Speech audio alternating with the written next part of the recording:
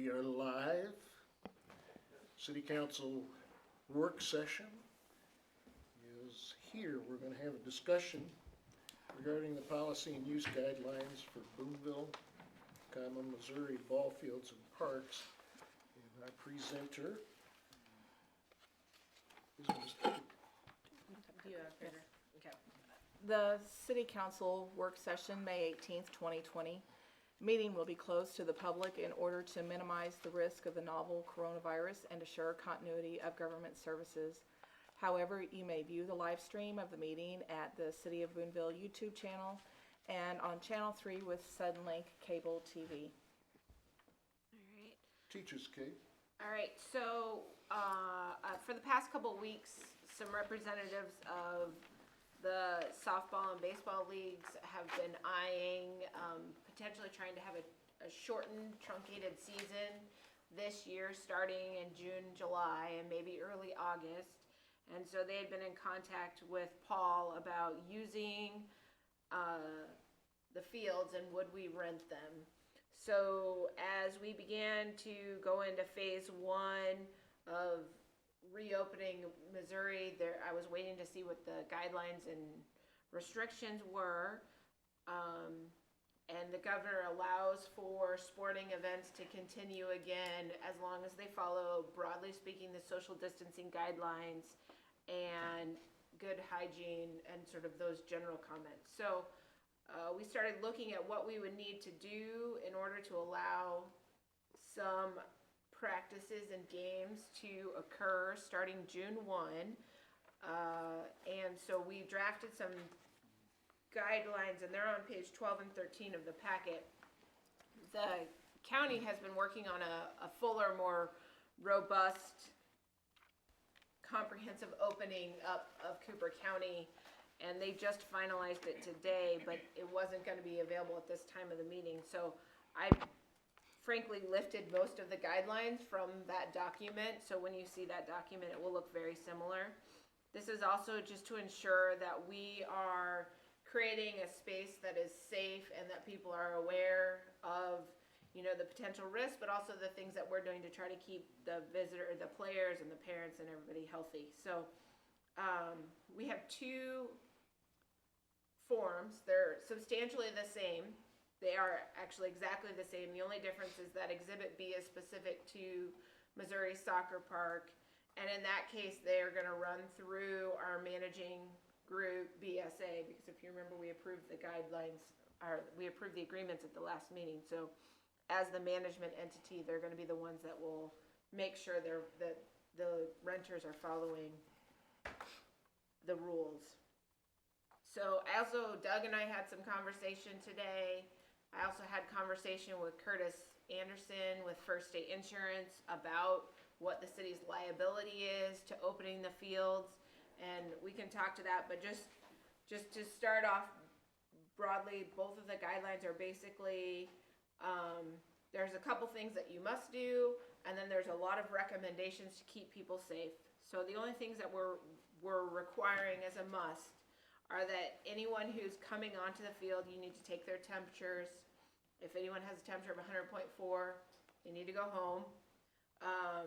You need to keep an attendance system. This is something that Larry Early is very emphatic on, and that's mainly for contact tracing. So in case there was a positive case and they said, oh, well, we were at a baseball game last night, and they say, well, who was there? You can instantly have a roster of everybody who was there. So those things, and that must be kept on hand for the duration of the season, and then also made available to the Parks Department. And then just the last thing would be that they would stagger practices and games to make sure that there's not a big glut. If you remember, probably in the past, games were done at 5 and someone else was maybe starting at 5:15 or 5:30, and there's a big congregation of 4 teams all standing there. We would want to minimize that. So maybe, I think when I talked with Mike Watts, he said they were going to cut the games down to 1 hour and 15 minutes and have them 2 hours apart. So people will be coming and going, and it won't be as much congregating. The recommendations for play for both practice and games, hopefully you guys have read them all. But generally, they're the same guidelines that you're seeing at the federal level, at the state level. They're encouraging social distancing, minimum number of people should be at the field at a time. You know, maybe not being at practices to watch, don't congregate in groups. The only thing that I'll note is if you read number 9, which says scrimmaging, small-sided games, rondos, possession games, etc. should be avoided.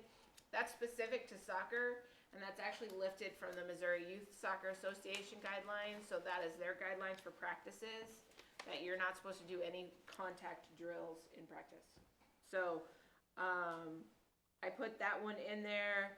Don't share your water bottles, and then trying to space people out in the dugout, or even, I looked because I saw that O'Fallon held a baseball tournament over Mother's Day weekend, and I looked, and what they did is they actually pulled all the players out of the dugout, and then they spaced them all the way down the line. So that could be something too. But we'll really let the league organizers kind of put in practice how they are going to do these recommendations.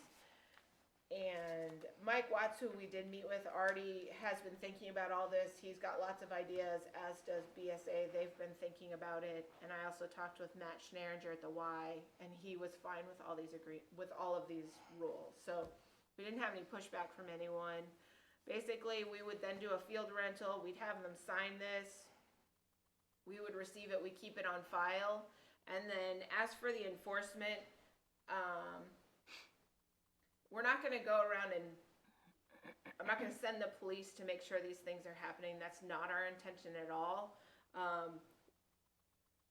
The must that we have in here in 1, 2, and 3 would probably be more retroactive. So if something did happen and then we found out that these people weren't doing the things we said, we would say, well, we're going to revoke your field use privileges because you didn't follow the rules. So that's kind of the plan. Curtis did send to me, and Doug worked on something that's been going around, and I also happened to get it through the Missouri Youth Soccer Association, a waiver, and that some organizations, because there's some question about where COVID-19 falls in the insurance liability spectrum. And is it a pollutant? Is it something else? Because there's all sorts of exclusions in your policy, like you can't sue someone because of these reasons.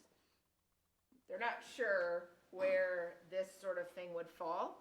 So as an added measure, I'm happy to share this around, and Doug tweaked it to be specific to the city of Boonville. Basically, that as a parent, you would sign, hey, I recognize that I'm doing something that maybe elevates the risk, or there could be a chance that I could catch COVID-19 by participating in this, and I'm not going to hold the city liable for my child's participation.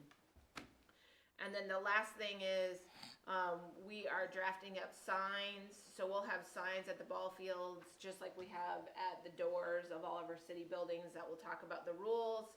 Also, maintain your social distance, all of the kind of standard guidelines, and they'll be present on the fields as well. So from a liability standpoint, we're between having the agreement of the rules, the waiver, and then the signs posted, that's saying that we're showing a good faith effort to make people aware of what they should be doing and how to keep themselves safe, and that we didn't just ignore everything. I don't know, Doug, do you want to add anything? I think you did a good job of covering that. I think, again, the idea is not to punish people. It's to have things open up some, let people enjoy their normal activities to the extent that it's safe, and give them some guidelines that we would like to see them follow. I think they've been pretty darn good up to this point, but I think everybody really has been tired of being cooped up, and they're ready to get out. And I think if they'll continue to use some common sense, the question, I think, from the city standpoint is where do the rules that you'd like to have them observe cross the line into their constitutional rights? And you've probably seen in the news that there have been some cases along those lines in Minnesota and Michigan, I believe, and the courts have ruled in favor of the citizens. So I think as long as you're careful and don't try to be too restrictive, ask people their common sense and give them guidelines that are meant to help and assist, not to hinder and violate their constitutional rights, we should be okay. And then the last thing I'll just note, and then we'll open up for discussion, is you'll note that I just said we're not considering any tournaments at this point in time. When I talked to Mike Watts, I think they are still tentatively planning those all-star tournaments for the end of July. And I think there was some idea or discussion at the soccer level of also doing tournaments into July. But I think we'd start here, and then we could, again, maybe in another month, we can add on what we need to add on for tournaments, or just make a case-by-case determination as we need to move, as we move forward. So I don't have a lot of tournament requests, so we're not turning anyone down at this point in time.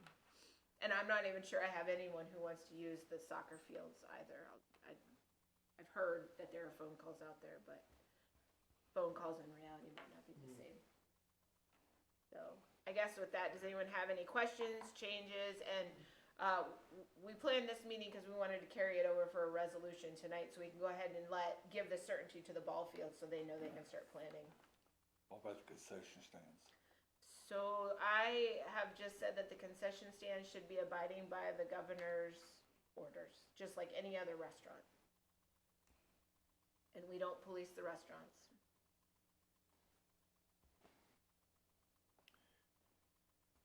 To further answer your question, that document that Larry prepared, he's got some very clear guidance in it for concessions, restaurants, that kind of thing. But they're separate from the ballpark stuff, because they're run separately. You've got a reason for the question, so go for it. No, I mean, I'm just wondering, cause that's where people's gonna gather, Yeah. at concession stands, and I know some other cities has, limited the concession stands. They can practice and play and stuff, but they said no to the concession stands. Are we gonna make it clear to the people that's got the contract? My thought was whenever we decide that we would just send the letter to the concessionaires saying that, these leagues, as you know, are opening up, and that you need to abide by any state guidance that's out there, or state requirements. So, that I guess they need to mark on their 6 feet apart and those sort of things, and that's what they need to be doing. Again, my concern is on the enforcement end. Unless you just say no, which is an option, we're not in the habit or the business regularly of enforcing those sort of things. Whitney? Kate, or folks, what is wrong with just following the state and county guidelines and not having our own? And then say if it's a liability, why don't we just have that liability form? Then when they ask for procedures or guidelines for using ball fields, we say follow state and county. The county doesn't really, they have some that were finalized today. I was more, yeah. I guess more state. I just feel like every level you go, right, more regulations. And I figured the state already has plenty there to go off of with social distancing and 6 feet apart, allowing people to make some of their own decisions. I don't know. I'm not sure where we would stand with our liability. I don't know, Doug, what do you think? I think liability is the issue, and it's difficult to know when you cross the line. And I think it's what the council wants to do. The city can be more restrictive than the state or the county. You can't be less restrictive, but you can be more restrictive. So I think you have the ability to put these things into use. In fact, I think, as Kate said, most of these ball field guidelines are taken from the county rules. So I think it's a question of whether you want to take I think you want to do as much as you reasonably can in order to avoid liability. That doesn't mean that somebody won't sue you, but the more you've done to be reasonable in protecting people and trying to seek some reasonable guidelines, I think the less your chances are of a successful lawsuit for some kind of liability. Do we have liability insurance for that specific case? I think Seems that's a to be in question the gray now. area right now. If it's gray, it's a no. And we probably have more protection in the courts than we do with the insurance companies. It's one of the reasons that we were insistent upon doing this release, because that makes it individual. And I'm great with the release. Let's do. These rules are adapted off of what the county adapted today. So are they a restatement of what the county's already said? Pretty close, aren't they?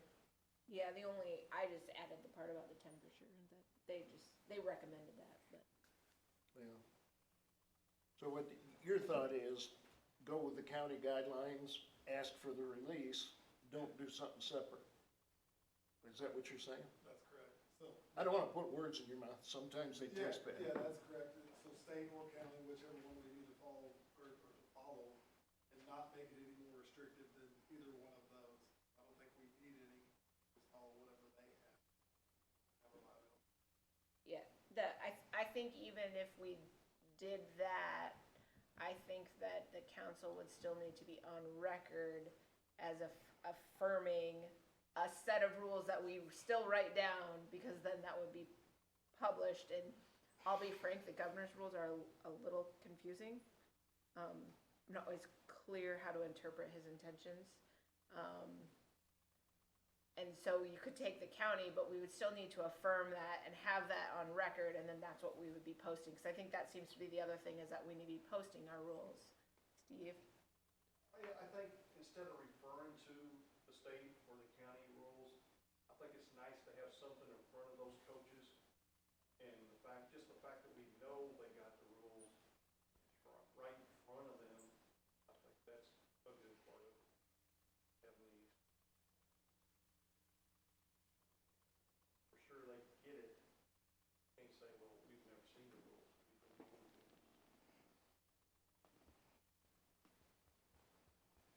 Mike? And we are going to have enough people without the extra summer people, we'll have enough to cover the field? Mm-hmm. Are you talking about maintenance? Yes, sir.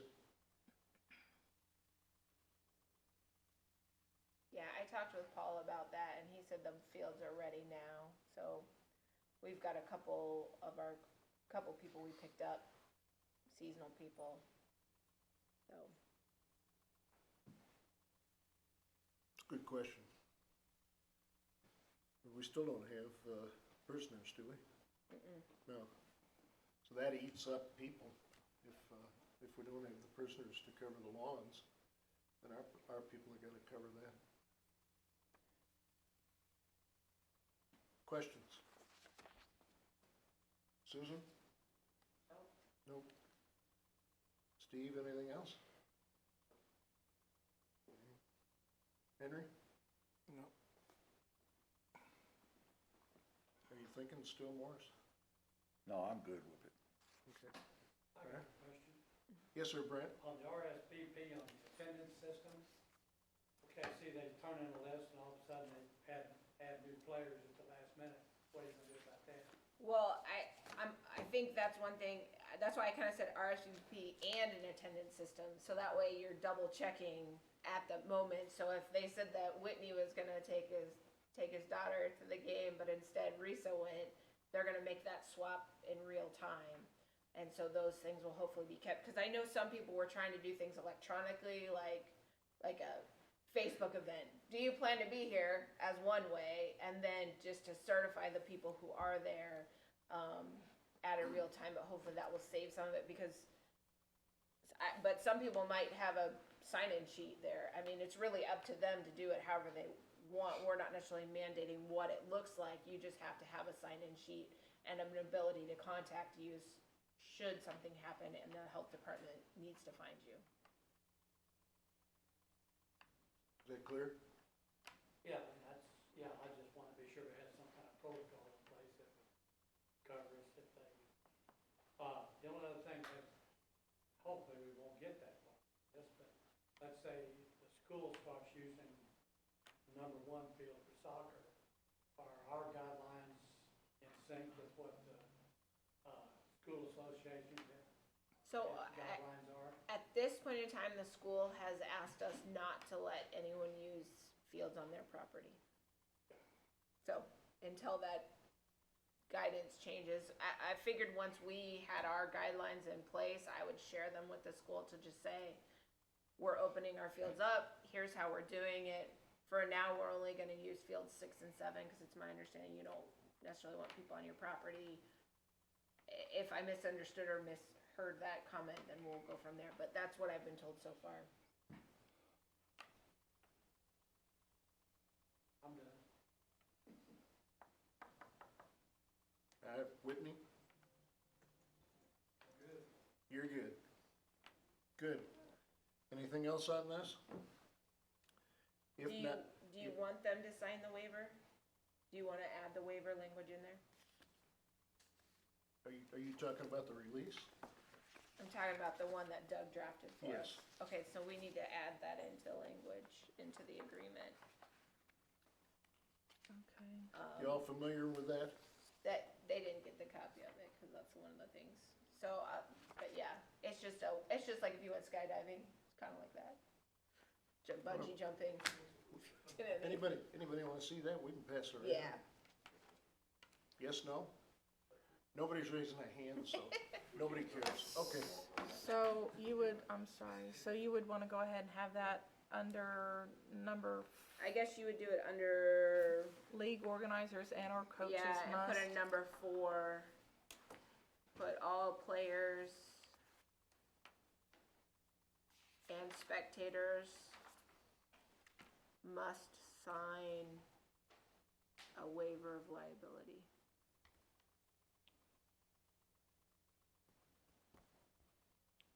Does that work, Doug? There are actually 2 parts to that. The first page deals with adults who would sign for themselves. I put some language to make it a little broader, but then there's a short second part Okay, where parents can release for their minor children.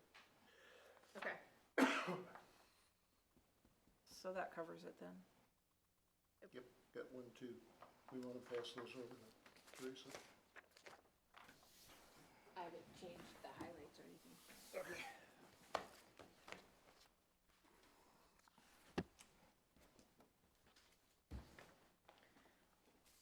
Anything else? We got 7 minutes before council. Well, thank you for moving this forward, cause I think particularly some of the baseball leagues will be excited that maybe they'll be able to get some playing in, so. Yep, good work. Thank you. All right. Well, just out of curiosity, are they open up the concession stands? Or not? Well, I mean, we haven't told them they couldn't open the concession stands. Now, I haven't been in contact with, well, Mel Linhart was the one who was back on the concession stand, but I think now it's someone else, maybe. But what we'll likely do is once we know for sure there's gonna be some play in a season, I think we'll send a letter. Our thought was that we would just say they need to follow the state guidelines. Well, the only reason I mentioned that, some of the language, do not share food or beverages, well, most of them, if they're gonna have it, it's gonna be for the concession stand. That's why. It's a recommendation. You should. I guess you can share food and beverage with your kid, but it's gonna be hard. I think some of the hardest parts that I know Paul and I talked a lot about is typically if you went to Harley Park, it was like a family affair, and all of the siblings were out playing on the playground, and we're not sanitizing the playground equipment. So that's part of the signage, like our playground equipment is not sanitized, you're playing, so kind of things. That's what I think is gonna be hard, is if you have a whole family that comes and the little kids wanna run around, as a parent, do you let them, do you not? And that's kinda where I think that's their choice on the risk, but we're informing them that we're not sanitizing that equipment. And secondarily to that, the fans have to social distance. So you can have a family in your group, mom, dad, and 14 kids, but that family has to social distance from another family, which, et cetera, et cetera, et cetera. So you end up with people everywhere. If we get the kind of crowds we had last year, my anticipation is after the first couple of games, they try to do that. There's just gonna be maybe mama or daddy there, to watch their son or daughter play. Yeah, Steve? Should you have a warning for people over 60? That's kind of prejudicial. Well, I know. I don't know whether we wanna be in on that. We are getting releases. Well, they've been discussing that with teachers and stuff. Well, it means school this fall, but you know, they may over 60 or with problems. Yeah, and you Well, bring I up the did- second situation with physical problems, medical problems. A lot of people have got things with which they have to be careful that make them much more susceptible. I would say indirectly, we kind of encourage that under the games where it says number 3, game spectators should be parents, guardians only. Discourage extended families from attendance. So, yeah, well, I can't then I mean, that is what it is, so. Well, of course, somebody's gonna read this too, so we have that challenge. Yeah, good question, Steve.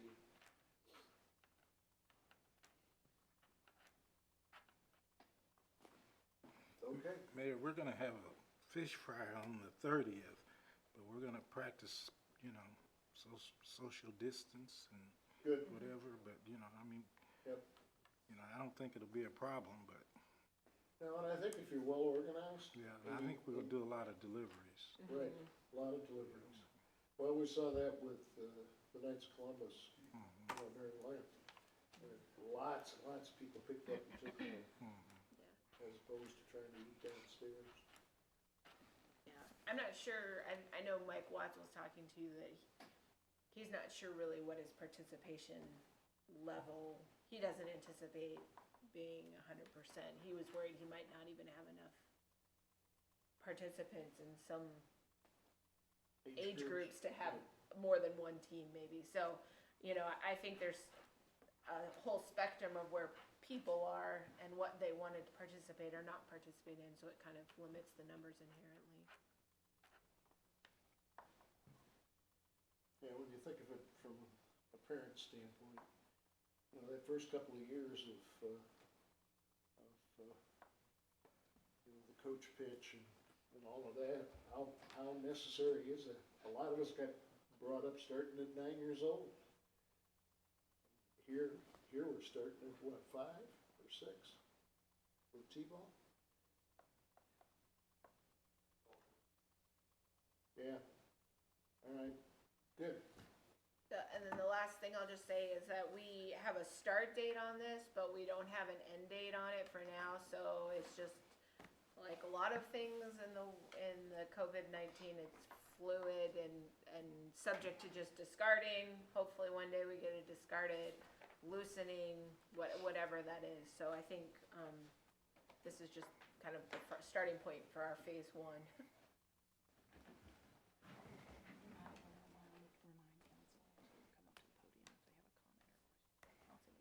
Okay.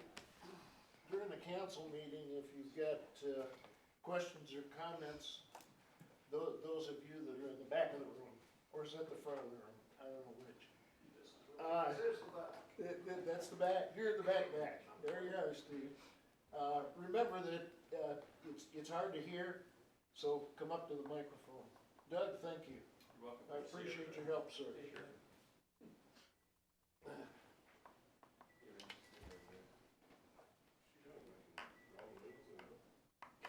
I don't know, is she gonna cook us a hamburger or what?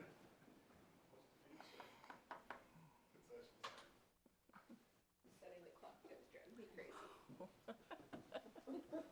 Was beeping at me. All right, Uncle Mike. Ready? Yes, sir. All right. Go for it. Allegiance To the flag of the United States of America, and to the republic for which it stands, one nation, under God, indivisible, with liberty and justice for all. Lord, thank you for getting us all safely here tonight. Help us make the best decisions for the citizens. Amen. Thank you, Michael. Roll call. Before we do roll call, go ahead and read the Oh, paragraphs, please, sir. Teresa, yes. Okay, as stated before, the meeting will be closed to the public in order to minimize the risk of the novel coronavirus and to ensure continuity of government services. However, you may view the live stream of the meeting at the City of Boonville YouTube channel and on Channel 3 with Suddenlink Cable TV. If you have a public comment that you would like to present to the council, please contact Teresa Studley, City Clerk, before 4 p.m. on Monday, May the 18th, 2020 at 660-882-2332 or by email at teresa.studley@boonville-mo.org. Your statement will be read during the hearing of citizens' comments. Roll call beginning with Stock. Here. Stock sitting in the gallery, here. Young. Here. Young sitting in the gallery is here. Meadows. Here. Meadows sitting in the gallery is here. Bozarth. Here. Bozarth sitting in the gallery is here. Hurt. Here. Carter. Here. Venable. Here. Venable sitting in the gallery is here. Dorman. Dorman is absent. All right, hearing of citizens' comments, do you have any? There were none. Okay.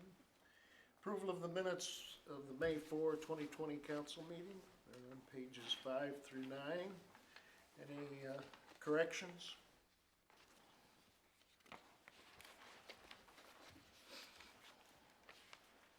Consent items, there are none. Presentation of accounts and claims. It's on page 10. Ordinance appropriating money. Be it ordained by the City Council of the City of Boonville, Missouri as follows. Section 1. For the purpose of paying salaries and various accounts against the City of Boonville, which have been allowed by the council at the regular meeting thereof on May 18th, 2020, in the sum of $266,263.85. General Fund, $142,185.56. Sanitation, $5,974.63. CIP tax, $3,241.90. Waterworks, $44,671.84. Capital projects, $27.00. Wastewater, $51,411.93. Tourism, $6,120.40. Gaming, $12,509.93. Parks and Water, $120.66. Kemper sales tax, $0.00. Section 2. The accountant is hereby authorized and instructed to draw checks on the respective city bank accounts in favor of the persons whose salaries and accounts have been allowed as above, amounting to $266,263.85, being the total amount of money above appropriated. Section 3. This ordinance shall take effect and be enforced from and after its passage. First reading on May 18th, 2020. Read for the second time this 18th day of May, 2020.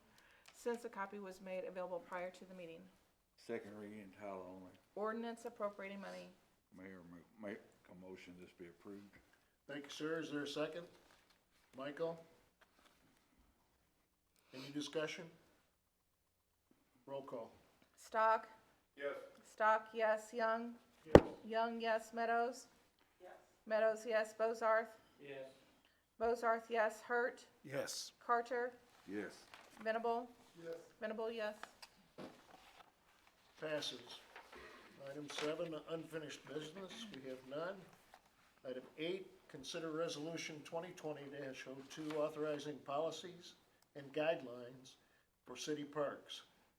A resolution of the City of Boonville, Missouri authorizing new field rental policies and guidelines for city parks, whereas the novel coronavirus, COVID-19, is considered an infectious, highly dangerous disease, as was declared a pandemic by the World Health Organization on March the 11th of 2020, and whereas due to the COVID-19 pandemic, there have been declarations of emergency enacted by the President of the United States and the Governor of the State of Missouri, and whereas on May 4th, the State of Missouri entered a phased reopening of the state, and whereas The phased reopening allows for the resumption of sports activities with prescribed guidelines and requirements in an effort to keep people safe and healthy. And whereas the City of Boonville desires to allow youth sports to begin in a limited capacity that is consistent with such phased reopening guidelines. Now therefore be it resolved by the City of Boonville, Missouri as follows. Section 1, that a certain written policy and use guidelines for Boonville, Missouri sports fields located at Harley Park, Rolling Hills Park, Lions Park, and F.T. Kemper Park, a copy of which is marked Exhibit A, and a separate written policy and use guidelines for Boonville, Missouri sports fields located at Missouri Soccer Park, a copy of which is marked Exhibit B, are attached hereto and made a part hereof, are hereby approved. Section 2. The City of Boonville may amend, modify, or cancel these guidelines depending on the local COVID-19 situation and any local, state, or federal mandates or guidelines that are put into effect following the date of this resolution. Section 3. This resolution shall be in effect and be in full force from and after its passage and approval past this 18th day of May 2020 by the City Council of Boonville, Missouri. Is there a motion? I'll make a motion, approve it. All right, thank you, Morris. Second. Thank you, Susan. Discussion? I would just note for the record that during the work session, there was a decision to add a waiver requirement for spectators and participants. Any other questions? Roll call. Stock. Yes. Stock, yes. Young. Yes. Young, yes. Meadows. Yes. Meadows, yes. Bozarth. Yes. Bozarth, yes. Hurt. Yes. Carter. Yes. Venable. No. Venable, no. Motion passes. Thank you. Reports of standing committees. Following boards were canceled due to preventative measures taken to prevent the spread of COVID-19. Planning and Zoning Commission. Reports of city officials. City Administrator. Just a couple things. So one, we closed on the refunding of the COPs on Friday, so that part is done. We'll be getting the Build America bond had a subsidy built in, if you guys were on council at the time that we did that in 2010. So they're calculating that subsidy because we didn't have it for the full length of time. So we'll get that check from the federal government probably in a couple months, but that part is being worked out. But otherwise it's closed and now it's all with First State. So thank you for your participation in getting us through that. I also just wanted to say that the county has developed full guidelines for opening up Cooper County. They just finalized those today. Ned and I received them about 5 o'clock tonight. So I think likely we'll be sharing those at the next council meeting, so you guys can see those. Read them early in the morning while you're wide awake. There's a lot of similar themes. But thank you to the county for putting in the time and effort I for agree. such a comprehensive document. I think it will really provide a lot of guidance for us moving forward. The next thing is that we're gonna retry the bulk pickup. So after a delay, we're gonna do that June 15th through 19th. You guys should have the flyer at your spots. It also will go out in the paper. It'll be on the radio. So it's June 15th through 19th. So whatever is your regular trash day is also the bulk day. So I'm thankful again to Advanced Disposal for getting that back. I know people really appreciate having a day to put all the bulk stuff out. So, and then the last thing I was gonna just point your guys' attention to on the appropriations, which is on page 10, you'll notice at the bottom we have the Kemper sales tax. After talking with Teresa and Kim, we've decided we're actually pulling Kemper sales tax instead of it going into the 01 fund. We're creating a whole new department, so to speak. And I'm gonna draft that budget amendment, so you'll see it on a budget amendment at the next council meeting. I think that will help for accountability and transparency for people to see that that money is only being used on the expenses that we said it would be, instead of it going into the general fund. So, that's why that's on there, and you'll see it from here until the end of our project. That's all I have. Any questions for Kate?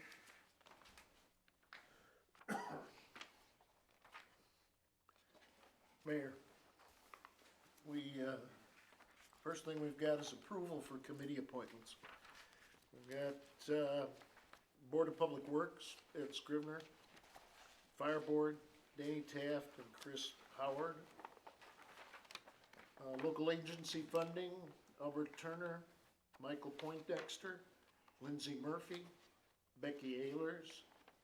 Police Board, Michael Drew, and Gene Cummins. Have a motion, please, to approve those. Make a motion to be approved. Thank you, Morris. Second. Thank you, Brent. He was right behind you, exactly the same as you did. Roll call. Stock, Yes. Stock, yes. Young, Yes. Young, yes. Meadows, Yes. Meadows, yes. Bozarth, Yes. Bozarth, yes. Hurt, Yes. Carter, Yes. Venable, Yes. Venable, yes. Okay, item 2. Vanessa has resigned effective after June because she's moving. So I'll be going through some different names, and if any of you have a suggestion, you could go ahead and let me know about that. I've got 2 that I'm talking about right now. A point on this that happened and it was confusing. There is a protocol on resignations for council people, and that is that they need to give the articles dictate that resignation needs to be given to the president of the council. The president of the council is the mayor.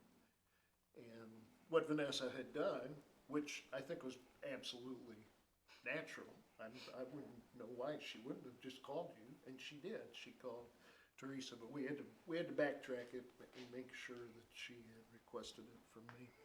So if any of you feel like resigning, A, don't do it. B, get a hold of me.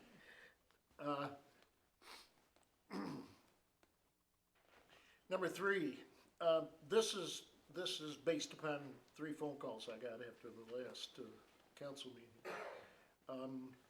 We need to be absolutely clear amongst us and with the public that the lifeguard situation, as far as getting lifeguards trained, is indeed being handled by YMCA. The confusion comes out because in the beginning, everything was up in the air when COVID-19 hit. And at that point, Matt, Vanessa, Kate, and myself were discussing about what the heck we could do. And let's not confuse that, because what Matt and Vanessa did was they took a hold of it and they made it happen. Number 3, I'm gonna talk with the department heads about committee members and see if we can have a little bit of a better system as far as getting names, getting people assigned to different committees. Over the past 10 or 12, maybe longer years, it's been a mayoral responsibility to find candidates and then get candidates appointed. That's not really very practical. It is more practical if the department heads have the opportunity to recommend certain people. So in case you hear about that or you hear that I'm doing that, that's what I'm doing. Lastly, everybody raise their hand and say yes. June 2nd is the municipal election. That's when we elect municipal people.